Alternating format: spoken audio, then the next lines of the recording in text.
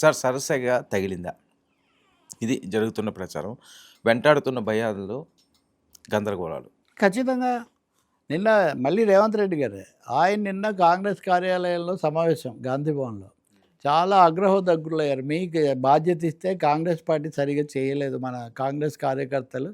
ఇప్పుడు కనీసం 5వ వంతు ఓట్లు పోయేటట్టున్నాయి. 1/5 ఆఫ్ ది ఓట్స్ గల్లంత అయ్యేటట్టుగా ఉన్నాయి.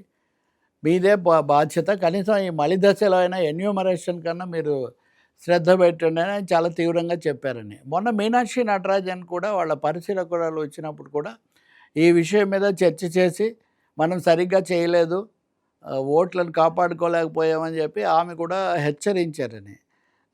ఆంధ్రప్రదేశ్లో ఒక 40 లక్షల పైన, తెలంగాణలో 70 లక్షల పైన, మీకు జనాభా రీత్యా ఇక్కడ తక్కువ ఉండాలి వాస్తవం, ఇక్కడ 70 లక్షల పైన, అంటే 1,00,00,000 ఓట్లు ఎగిరిపోతే ఏం జరుగుతుందని నాకు బాగా గుర్తుంది.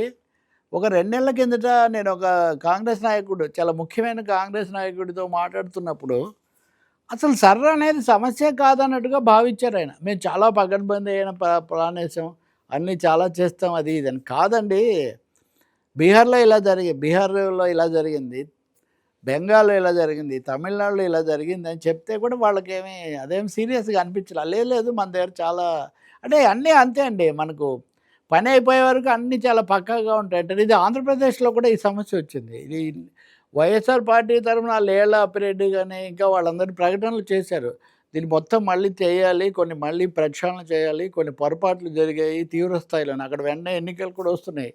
కాబట్టి 2 రాష్ట్రాల్లో గుబులు ఇప్పుడు పెరిగింది, ఇంకా అయిపోయింది ఇప్పుడు. కాకపోతే ముసాయిదా జాబితాలు ప్రకటించడం జరిగింది. తెలంగాణలోనేమో 15వ ఈ వారం 10న అయిపోయింది కదా, 17న ప్రకటిస్తారు వాళ్ళు. ఆ తర్వాత చేర్చుకోవడానికి కొంత అవకాశం ఉంటుంది, కానీ చాలా రాష్ట్రాల్లో తర్వాత చేర్చినవి తక్కువ.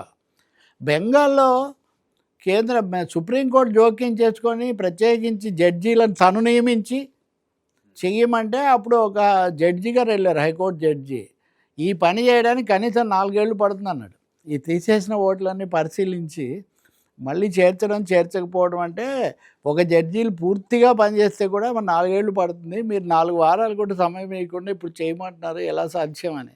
కాబట్టి మీద ఖచ్చితంగా మన ప్రజాస్వామ్యంలో దేశంలో జరిగిన ఒక రాజ్యాంగ ఘోరం, పేరుతో అందరి ఓట్లు, చాలామంది ఓట్లు తీసేయటం. ఇప్పుడు వీళ్ళ చేతులు కాలేకేదో అన్నట్టుగా రేవంత్ రెడ్డి కోప్పడినా లేకపోతే వైసీపీ గల్లంతైనా, నిజానికి ఇది కూటమి పార్టీల మీద కూడా ఎలాంటి ప్రభావం చూపించుంటుందో మనకు తర్వాత కానీ తెలీదు. మళ్ళీ ఒకసారి ఎన్నికల సంఘం దీన్ని వాస్తవికంగా ఆలోచించి వ్యవధి ఇవ్వాల్సి ఉంటుంది.